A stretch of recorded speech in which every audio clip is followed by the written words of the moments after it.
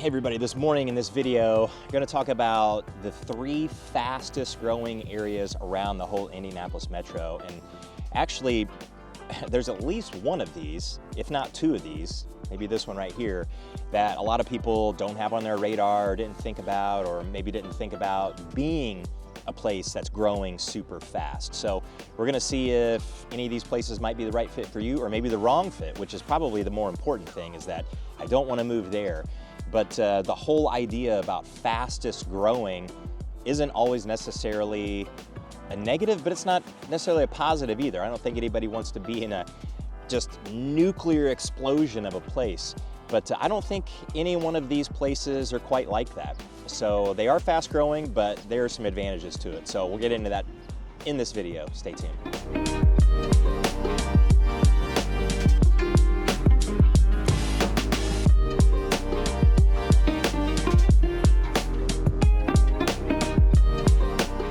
Hey everybody, I'm Jason Compton with the Living in Indianapolis group and channel. Welcome back. First time here, welcome to you as well. If you have questions about any of these cities or Indianapolis or any of the cities and towns that surround Indy, then make sure you reach out any way that you know how. But this video hopefully answers some of your questions.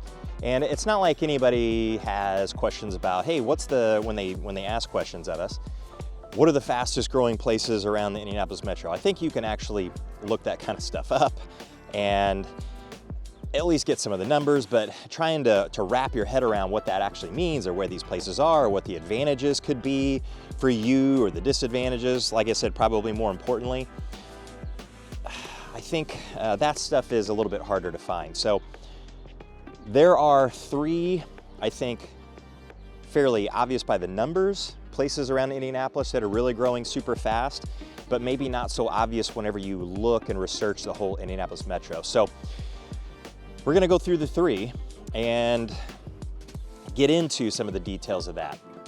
So number 1, I'm walking right along a trail that goes through the center of Whitestown. And this is the first one that we're talking about. Whitestown, in this particular part, is super neat, super old, used to be incredibly small, but if you go just a little bit south of here, it gets dramatically more new. So it has grown so incredibly fast. Now, is it a big place right now? No, it's still not a big place when you compare it to a lot of the other cities and towns that surround Indianapolis, but if you look at some of these stats on the growth, it is actually pretty crazy. So population-wise, back in 2000, you're talking just under 500 residents.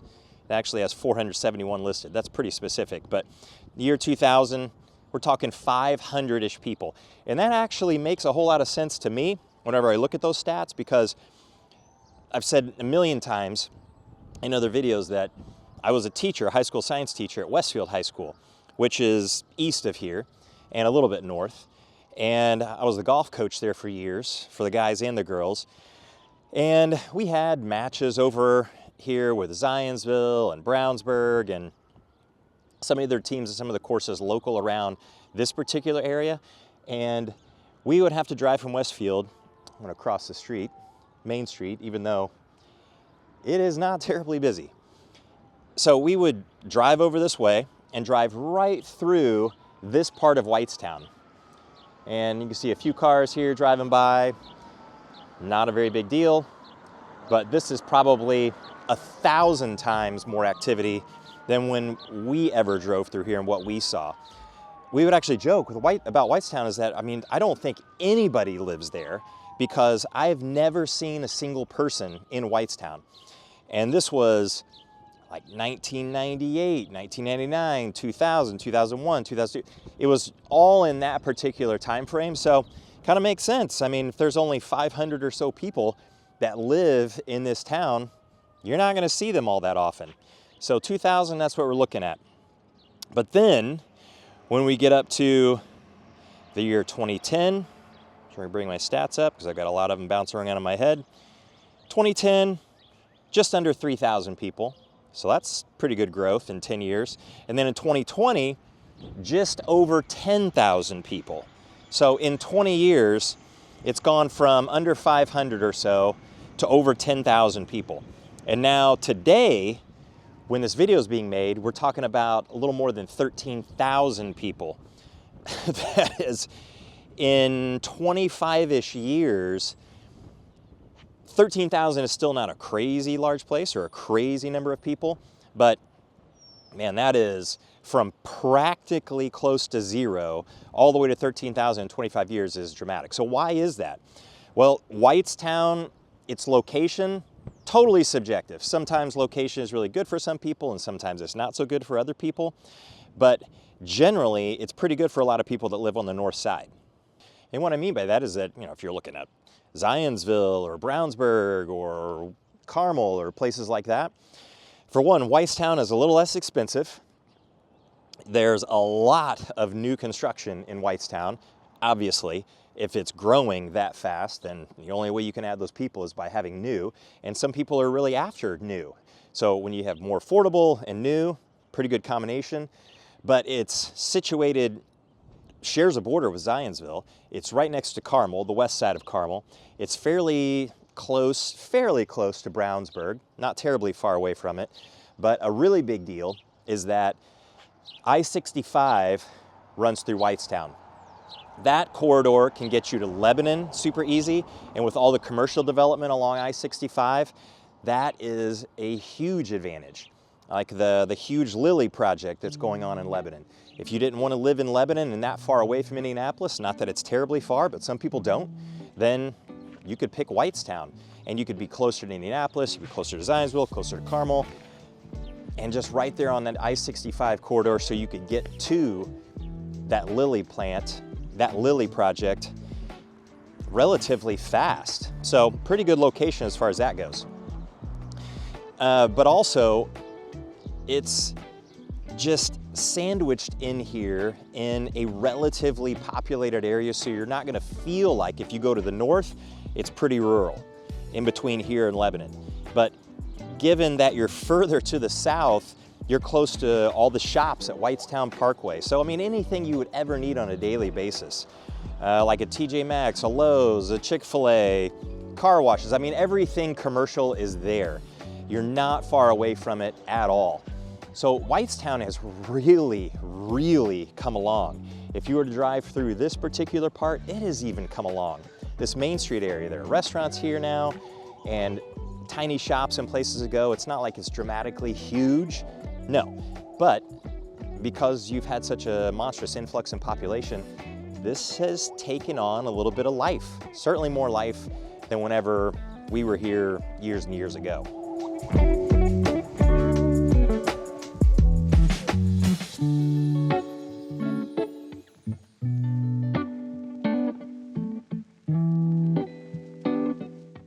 So number two, second fastest growing, and these aren't really necessarily in any particular order, it'd be Bargersville. So another small town, but this one is in Johnson County. Whitestown is in Boone County on the north side. Johnson County is on the south side where Greenwood is. I think that's another advantage to all of these fast growing places, that you have choices around the Indianapolis metro.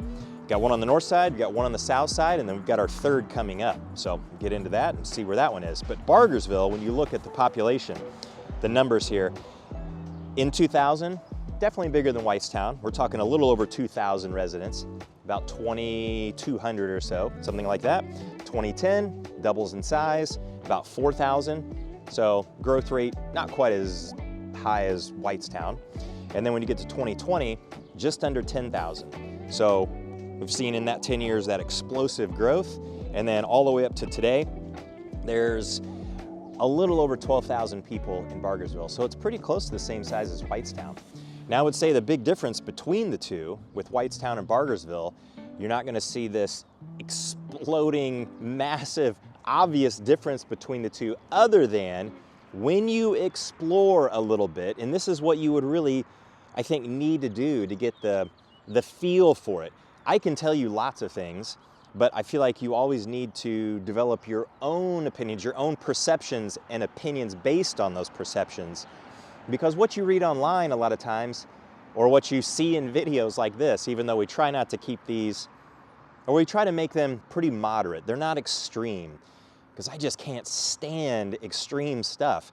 You can't be reading about a place and how ridiculously great it is, because that all can't be true. It can have a lot of great things for it, but it's not great for everybody. And then you can't read all of the negative things that exist about a place, because can those be true as well? There has to be a little bit of positive. So most of it falls in between. And I think Bargersville, the biggest difference between the two, not just the location, that's ridiculously obvious, but is that Bargersville probably has a little bit more of a mix of little rural feel and suburban feel, whereas Whitestown is going to be a little less on the rural feel. And when you're driving through Bargersville, I think you'll get that sense. There's still quite a bit of new construction in Bargersville, but the amount of new construction, the actual number of homes, actual number of neighborhoods, the number is probably going to be higher in Whitestown.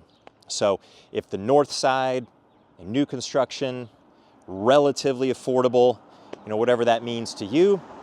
Obviously, everybody has a budget, so if your budget's lower, you'll probably have more options in a place like Whitestown than you will in Bargersville.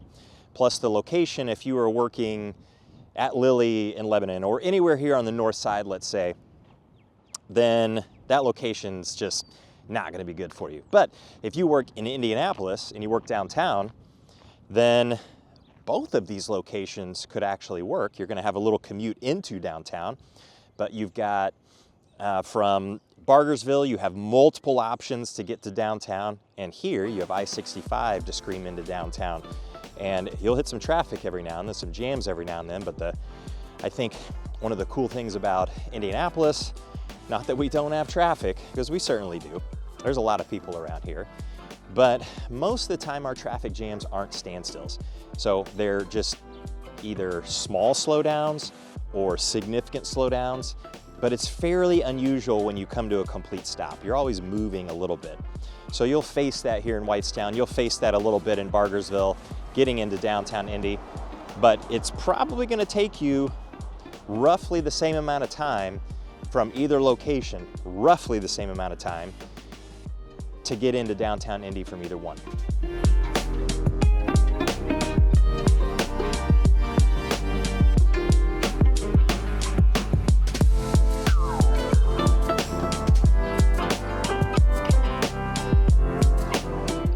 Are the third fastest growing right now.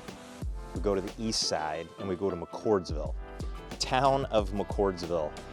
This place is definitely exploding, and I think McCordsville, just given its location, it's super close to Indianapolis. It's in Hancock County, so it's not in Hamilton County where Carmel, Fishers, they all are.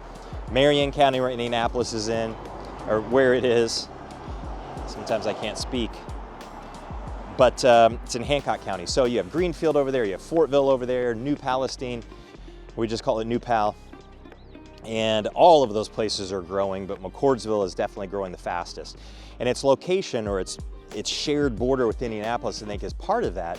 But a really big part of it is the growth of Fishers. Fishers is over 100,000 people now. And back in 2000, it was way, way less than that, roughly half that size. And it's grown a ton, obviously, but it's running out of space to the east. And so now that it's running out of space to the east, it's run into places like Pendleton, Fortville, McCordsville, and it's pushing the growth of those. It's kind of waking those up an awful lot. So when we look at the stats from McCordsville, just the growth, pretty shocking there. Get the numbers. And if you look around year 2000, it's having trouble. There we go. 2000, just over 1,000 people. So not terribly significant, obviously. And if you get into 2010, we're just under 5,000 people. In 2020, we're about 8,600 people or so. And then up to today, we're talking over 10,000 people. So Whitestown, McCordsville, Bargersville, they're all roughly similar in size. I mean, really pretty similar in size, honestly. And they all started in 2000 pretty close to the same size as well, with Whitestown being a little bit smaller. And I always like to joke about Whitestown just because it was just such a ghost town when we drove through here. It was just always so crazy. So the players in the bus and myself, we'd always drive through and think, man, have you ever seen anybody? And we would drive through in a season maybe 3 or 4 times in this area. We could get to the end of the season and everybody could honestly say, I have never seen a single person in this entire town, ever. And not that we drove through Bargersville or McCordsville ever, so maybe the same could have been said about those. But they were certainly super small, just like this one was.